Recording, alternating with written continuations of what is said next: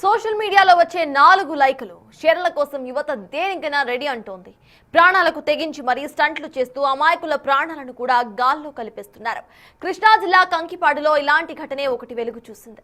విన్యాసాలు చేసి సోషల్ మీడియాలో పోస్ట్ చేద్దాం అనుకున్న ఒక యువకుడికి పోలీసులు గట్టి షాక్ ఇచ్చారు.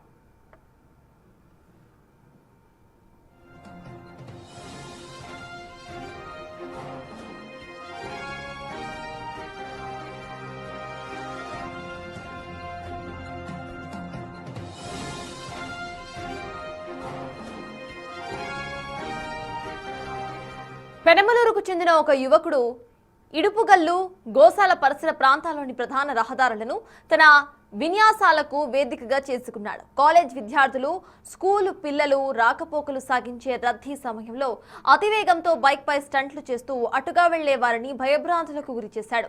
సోషల్ మీడియాలో ఆ వీడియోను చూసిన పోలీసులు వెంటనే రంగంలోకి దిగారు. వెహికల్ నంబర్ ప్లేట్ ఆధారంగా నిందితుడిని ట్రేస్ చేశారు. కంకిపాడు ఎస్ఐ సందీప్ నేతృత్వంలో పోలీసులు అదుపులోకి తీసుకుని బైక్ ను సీజ్ చేసి కేసు నమోదు చేశారు.